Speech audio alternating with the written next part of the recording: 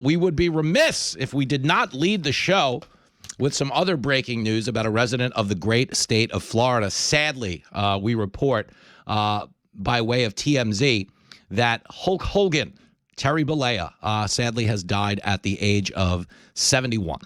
We're going to discuss it today over the course of the next 3 hours because the Hulkster, if you remember, had a phenomenal resurgence at the 2024 presidential convention when he got on stage and ripped the shirt off and mugged for the cameras and the "what you gonna do?"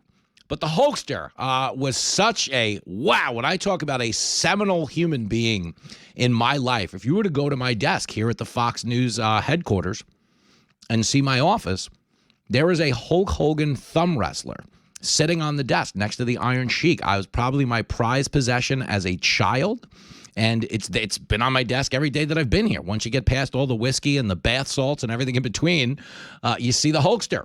And you see him for good reason. He was such an incredible American success story. And you could talk to me about wrestling being real or fake.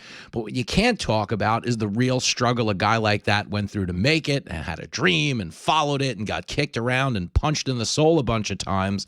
But the next thing you know, he was Hulkamania. And he was on the Mount Rushmore of 1980s era celebrities. So we're going to discuss it today because I don't think anything is more emblematic of like that fighting American spirit that we're trying to distill on the show day in and day out than what we watched when Hulkamania got in front of a microphone. I'll break you in half like a little toothpick. Will he ever? So we'll get into that today. It's a heavy day in the show. 888-788-9910. You know the rules. There's only one rule. I don't really care. I don't care how you vote. I don't care if you agree. Nothing. You can call me up, tell me I suck. It doesn't matter. I'm a former New York City cab driver. Do you know how many curses and swears have been aimed at me over the course of my life? And never mind the fact that nothing you could say on this phone will ever be as harsh as the voices I hear in my head every day. Have you ever had a checkup? I have had a checkup, and you don't want to know what it said. So point being is you could be a Republican, you could be a Democrat, just don't be a bang. Happy Thursday, but a bittersweet happy Thursday. We've now lost two 80s icons this week in Ozzy Osbourne and, of course, the Hulkster. And you might not be a pro wrestling fan around the country. I don't know where you weigh in on the Hulkster, but there's no way you haven't heard of him because he essentially was one of the two guys along with Andre the Giant. And there was another phenomenal cast of characters in that era. I can name pretty much every 80s Rowdy Roddy Piper. You know, if you wanted to get into it, the Iron Sheik, the Junkyard Dog, Kamala, the Ugandan Giant. Not to be confused with Kamala, the day drinker in the Democratic Party. Kamala is so stupid. That was aimed at the lady, not the Ugandan Giant, who was from parts unknown. But there were so many incredible people in that era. You know, the $1 Million Man, Ted DiBiase, Jake the Snake Roberts, Ricky the Dragon Steamboat. There were so many incredible characters. The Birdman, Coco Beware. But the one thing, amongst all of them that were a part of that era where wrestling truly became the fabric of pop culture. It went from, something the guys watched and imitated in the backyard to something that was now teaming up with MTV. When the Hulkster won the WWF title, it was called the World Wrestling Federation back then. When he won the WWF title, he defeated the Iron Sheik. He became the first man to escape a camel clutch. And he did that at Madison Square Garden on a Saturday night, and we were watching the fight on MTV. I was about 7 or 8 years old and was losing my mind, like screaming, breaking stuff, running out. And of course, I was out of breath because I was a fat kid with a bowl haircut. I didn't look like the fifth Beatle. I looked like I ate the other four. I looked like the only Beatle left. Took out a can of Raid, cooked off those guys, and ate the Beatles myself. But yeah, I had a Beatle haircut. And, I had the body of one of their wives, to be clear. But I lost my mind. I've had every stupid Hulk Hogan toy you can think of. The weightlifting set. Do you know how many times we've played Real American on this show, the Rick Derringer song that I used to walk into the ring to? I used to go to Joey Ferry's house growing up. They don't live there anymore. They used to live on Needle Lane in Levittown. We would go to Joey Ferry's house and jump off his fence and clothesline each other because little boys are stupid. We'd hit each other with lunch boxes because little boys are stupid. But all we were doing was emulating the Hulkster. Everybody knows the moves. You know, when you wave on the audience and hold your hand to your ear like you can't really hear them. The poses in the middle of the ring. One of probably the most iconic things you've ever seen is the Hulkster getting out of a headlock. When someone would put him in a sleeper hold like he was going to get knocked out, the referee would lift up his arm and it would drop lifelessly. And that was a big deal because if your arm drops lifelessly 3 times, you've now been disqualified from the match. You've been put to sleep by your opponent. So a thing the Hulkster used to do is you'd lift up the arm once, dead, just drop to the ground. There's no life in that arm. They'd lift it up a second time, it would fall even faster. You're like, oh, God, they got him now. And they'd lift it up a third time. It would start to fall at the same rate of speed, maybe even a little faster. And somewhere around the shoulder, it would catch, and it would stop falling. And it would stabilize for a minute, and it would start to wiggle a little bit. And then it would start to go back up towards the sky, and he'd have a number 1 finger in the air, and the crowd would, going crazy. Going crazy. And if you were the opponent, you were watching this going, this could be a problem. Because it was a big problem, because he'd then elbow his way out of the sleeper hold, knock you on the ground with a clothesline, then he'd run back and forth, bounce off the ropes, jump up in the air, hit you with a leg clothesline, like clothesline you with his leg on the ground, roll you over, boom, boom, boom. Real American comes on, he's still the champion. It was the greatest thing you've ever witnessed in sports. Just such an iconic, insane spectacle. And I don't think there's anything I've enjoyed more than watching him wrestle over the years, because I was a little kid and you were just kind of coming into your own, but it was so much of that like raging little boy testosterone of beating each other up and wanting to be the champ and wanting to be the coolest.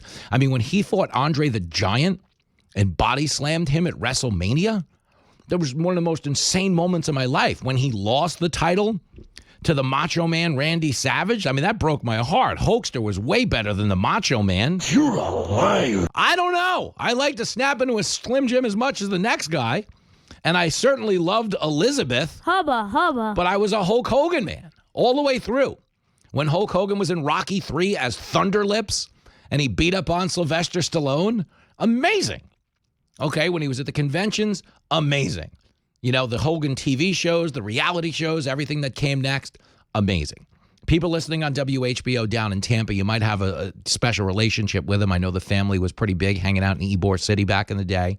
But regardless of how you consumed him or where you consumed him from, you knew the Hulkster. And you knew that resilient fighting spirit he was selling day in and day out was American resilience. That's who Hulk Hogan was. He was America.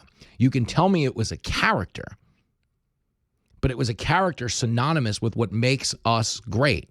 Anybody here can be anything. And just when it looks like you're out of it, when it looks like life is going to write the end of the story for you, okay, you can start wiggling that arm, and you can start galvanizing that crowd, and you can start breaking your way out of that sleeper hold life has put you in, and the next thing you know, you're clotheslining a guy, you're about to pin him, and you're the champion of your life again. That is the resilient fighting American spirit. That is the thing that drives me in everything I do. I can't tell you how many times in my life I have tanked a massive showbiz opportunity with one of my buddies, where we thought something was going to happen. The limo will be picking us up any minute now. This is the one. Get down to the dock, Jenny. The ship is sailing in. And obviously, we'd wind up losing. You know, it was like the honeymooners. It would never pan out. But we would always, in the aftermath, when we were having the post-mortem of how this pitch failed or this show didn't get picked up or this audition tanked, we would always, we're sitting at a diner at 1 or 2 in the morning, me and my buddy Dean, one of us would wind up reenacting the Hulkster being done, gone for good. No way he's getting out of this sleeper hold. And the next thing you know, he was back up and running, and we'd laugh and we'd go home and go to bed, and we'd come back and fight again the next day. Like if I told you how much of a spirit animal Hulk Hogan has been for a young, fat Jimmy Failla, and then like a older, fatter Jimmy Failla, and now a middle-aged, trying to get the fat under control Jimmy Failla, I can't think of anything, nothing I can point to, that's inspired me, that's entertained me, that's taught me to truly even like love sports and a television set and everything it is about being American than Hulk Hogan. And that's why his song was Real American. Yeah, he was wearing yellow tights coming into the ring. Okay, but the hook was he represented America. He was fighting the Iron Sheik who was there to dump all over our country, which is crazy. I mean, nowadays, the Iron Sheik could get elected mayor in New York City for holding those same views, for espousing Sharia law and spitting on women and saying they shouldn't drive or read and chanting death to America. It's the scariest part of the moment we find ourselves in.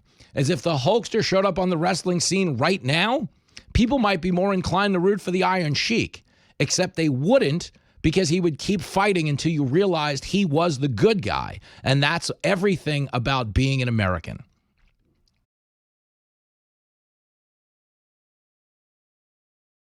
In this first hour, we are going to indulge childhood Jimmy Failla and mourn the loss of the great Hulk Hogan, who has died today down in Clearwater Beach at the age of 71. That was the TMZ report. The official police statement does cite cardiac arrest. Pouring one out right now for the Hulkster, his family, and his millions of fans around the world. He was Hulk Hogan, man. When you talk about if you were to build a Mount Rushmore of 1980s era celebrities, like the Michael Jacksons of the world, the Madonnas of the world, Hulk Hogan would be right there on that mountain next to Bill Cosby, who would hopefully be in front of him and not behind the bar. Okay, but the point is, he was an icon. I mean, as big of a character when you talk about a larger-in-life persona as we've ever seen in wrestling. And we're going to get into some of your calls. 888-788-9910. Chuck Batten lead off on WVMT up in Vermont. Yo, Chuck. Yo, Jimmy. My man. Heavy day. How are you, brother? Yeah, I'm It's the Hulkster, though. Like, it's funny. For all the things going on, like, Obama might go to jail. I don't know that that's going to happen. But in my world, Hulk Hogan is bigger than any president. Way bigger. And when he came out at convention, I was about 25 rows back from the podium, right beside him. It was the best part of the whole 4 days or so we were there. I mean, it brought me back to my childhood. It brought me back, to when America was just interested in having a good time. It's a big loss. Yep. It's heavy. And if you watched it and you were there, so you know just how much it transformed the energy in that room. Because it was electric. I mean, he was as big as you could be. And his story of resilience in the ring is every word of it resonates with Donald Trump's story in the arena, doesn't it? It does. I mean, I still see him taking on Randy Savage, and it's like right in my brain, Yeah. It's funny because while I'm talking to you, I'm watching Twitter videos. He's about to body slam Andre the Giant. Oh God, Chuck, come on. Who was from not that far away from here? He was from Montreal. That is true. He was a mutant. There's no question. Look at the watermelon on that guy's shoulders. I mean, come on. Yeah, insanity. I mean, he was something. A true wonder of the world. But it doesn't get any bigger, doesn't get any cooler than Hulk Hogan in the 1980s. No, truly. No. It's just a sideshow to the circus. Yeah, it is. Not like the main ring event like it was back then. Amen. But it was, it's in a lot of ways. I always argue that America was peaking around that time because our pop culture was so intertwined with our sports and our music and everything else. And he was the driving force for a lot of that. He was in Rocky III. Then they were doing rock and wrestling, and he had that match where he was actually coaching. If you remember, it was him and Cyndi Lauper had a girl named Wendy Richter, and she was wrestling against Captain Lou Albano's girl, the fabulous Moolah. And it was just another extension and made it that much more fun. I mean, I'll never forget it. If I don't hang up right now, Chuck, I'm going to go clothesline somebody. You got me all revved up, man. Yeah, you know what? If you come back up to the Spank Puppy, I'll get a cage out there, and we'll find somebody, and we'll put on a cage match just for you. You win. I'll even wear the yellow Speedo. If you get the cage, I'll get the Speedo. All right, Chuck. Great. Wait a minute. Wait a minute. We want to bring people in. We don't want to send them out. That's enough out of you. Good stuff. Hang in there, brother. Thanks for the call. WVMT has a bar called the Spank Puppy. we did a meet and greet there. I believe it's almost 3 years ago now. Has it been that long, Mikey, since they banned you from drinking at the Spank Puppy? I feel like 3 years that Mikey hasn't been allowed to get a legal drink in the state of Vermont. That's neither here nor there. Let's keep the focus on the Hulkster. Richard, listening on WEEU out in Reading, PA. Yo, Richard. How you doing, bro? Man, it's a heavy one for me. I loved the Hulkster, and I love the 80s. Oh, yeah. So for me, this is like the peak of my childhood. And what kicked me in the butt, or another part of my anatomy, when I heard he passed away, number one, how old he was. He was exactly my age today, and I'm a baby boomer. So I feel for him, and I watched him all the way back. Yeah, he was the best of the absolute best. And Yes, he was. And not to disparage that, but what, excuse me, to me after that was the Incredible Hulk, the big green guy, the rock-looking guy, and also, excuse me, my sinus is kicking up. The female side, the other gender, they come out with the gorgeous ladies of wrestling. yes. And there was a female in there. She's a rollerblader, and she she appeared as a secretary receptionist on another show that I used to watch all the time, Ancient Archaeology, with Frank and Mike. Wow. I don't even wait. You lost me on that one. So he was doing archaeology. No. Oh. The female, the gorgeous lady. Oh, yes. Okay, Glow. Listen, my buddy Bernie Laugan had some of those toys. That was crazy. Yeah, I wish I did too. And also the railroad cars when I was growing up as a kid, railroad sets.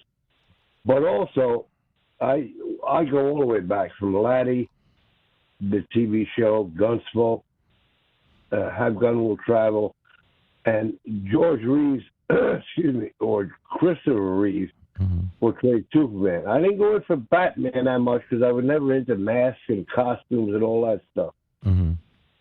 I get it. Well, the Hulkster was the guy, man. If you were watching wrestling in the 80s, he was the guy, you know. Oh, yes. Yes.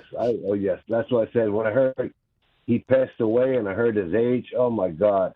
I think somebody's sending me a message. He's the same age today as when he passed away as I am, 71 years old. Years old. Well, if you want to play it safe, don't get in the ring today. Take the cancel today's match. Come back and fight tomorrow. Okay. I don't get in the ring. I don't get in the rink. I don't get in the pool. I don't go anywhere near water or airplanes. Words to live by. I don't either, for different reasons though. But Richard, very good analysis here, and thanks for taking a trip back with us. Okay, brother. There he goes, the great Richard. Davey is on the line in Utica. And Davey, are you there? Yeah, I'm here, Jimmy. How are you, my friend? First two people I texted when I heard this message, is you and Brian Brenberg. You know, Brenberg, like yourself, like most of our friendship is forged around appreciation for the Hulkster. Yes. And, I mean, you as a guy who's followed wrestling your whole life, I did tell the audience you might be wearing a yellow Speedo right now. Is that true? No, I'm not. You went with the red today? Yes. All right, good to know. I mean, in your opinion, you've been watching wrestling for as long as there's been wrestling. I mean, you were watching it when the Destroyer was wrestling Victor the Bear. Have you ever seen that match? Yes, I have. I've seen it on YouTube. Yes, you have. Me too. Okay. Can you give our audience, and I know there's people on hold that want to talk about this, but to people who aren't wrestling fans, there really isn't anybody bigger in American pop culture in the 1980s than Hulk Hogan. He's as big as any singer or any pro athlete. Hulk Hogan was the biggest name in wrestling in the 80s, Jimmy, as you just said. He was the icon of the World Wrestling Federation, which is now the World Wrestling Entertainment. He and Vince McMahon basically dominated the 80s in the wrestling. Yep. They were, I mean, and it was so big. You know, it got us over into the, you know, the music genre. He was obviously in movies. There were cartoons. There was ultimately a reality show. But I think what made him pop is, you understand, it was the height of the Cold War. And he was wrestling Nikolai Volkov from Russia. and the Iron Sheik from Iran, and he was coming in with an American flag, and you were rooting for America when you rooted for Hulk Hogan. Was that not the hook? Yes, it was. And when you forgot with Classy Freddie Blassie, too, with Hogan and all them back in the early, when Hogan first started out. Oh, I do remember. It's funny. Like, I vaguely know that era of wrestling because the Hulkster, for me, that was where it started. Like, I was watching the Hulkster and Mr. T tag team in WrestleMania against Roddy Piper and was Cowboy Ace Bob Orton. Is that who it was? You got that correct. Cowboy Bob Orton and Mr. T, Paul Orndorff, Mr. Fuji, and all them. The greatest wrestlers of the 80s, Jimmy. And you know, me and you connected on the 80s wrestling. That was a hit. Yep, that was as good as it gets. Mr. Fuji used to blow dust in wrestlers' eyes when the ref wasn't looking, guys. He was a manager. And when the ref got distracted, he'd blow dust in the opponent's eyes, and then his opponent could attack them while they were blind. I don't know in the era of instant replay if Mr. Fuji's career win record would hold up, Davey. Nope, no, it wasn't. No, it wasn't, Jimmy. You are correct. but there really was. There was only one Hulkster. And I needed you to give me a minute on him because there's nothing cooler than the Hulkster. So give me this, Davey. What was the best moment of the Hulkster's career? Is it escaping the camel clutch against the Iron Sheik at Madison Square Garden on a Saturday night while we were both probably 10 years old and screaming at our TVs? Was it the body slam against Andre the Giant? Not nothing. Okay. Or do you have a wild card? Because my third most iconic is probably beating up Sylvester Stallone in Rocky III, but that was a scrimmage.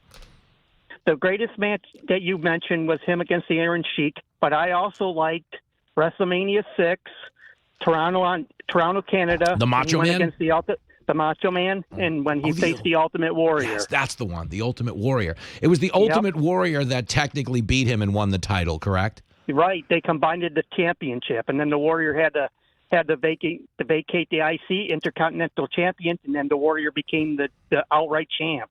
Wow. I don't know, man. I mean, I think I could spend hours talking wrestling with you, and you know that we've done it. We've done it numerous times, Jimmy. You damn right we have, Davey. That's why you're the first guy I texted. I texted you and Brian Brenberg. I can't. My other buddy, Dean Imperial, the guy I started out screenwriting with, is on a movie set right now, and he can't get a text from a guy who works at Fox News because he's in Hollywood. He'll get fired in a second. So it's all I got, Davey, is you, and I have my Hulk Hogan in my offices here at Fox when you visit. I have all of the 80s wrestlers, those thumb wrestle versions. The Hulkster, the Sheik, Steamboat, Roddy Piper, they're all there. Mr. T, everybody. I have Steamboat and Hogan. Okay. I remember I gotta those. see these when I come down. The Steamboat's in black pants with a red headband, right? Oh wow, yes, and yes. No fooling me, Davey. Well, listen, mate. You are the marquee guest on today's show. I know you do a lot of work up there at WIBX, but add this to your job description. You are our breaking news wrestling correspondent. And when you come back up, when you get here, if you come up, me and you got to get on the stage and pay tribute to Hogan and do the ear. I thought you were going to try to body slam me. All right, yeah, I'll do the ear. That's fine. No. Thanks, I would never do that, my friend. Love you, Jimmy. You're the best, brother. I'll see you soon. The great Davey from WIBX up in Utica. Round of applause for Davey. Round of applause for the Hulkster. More of your calls after this on Fox Across America.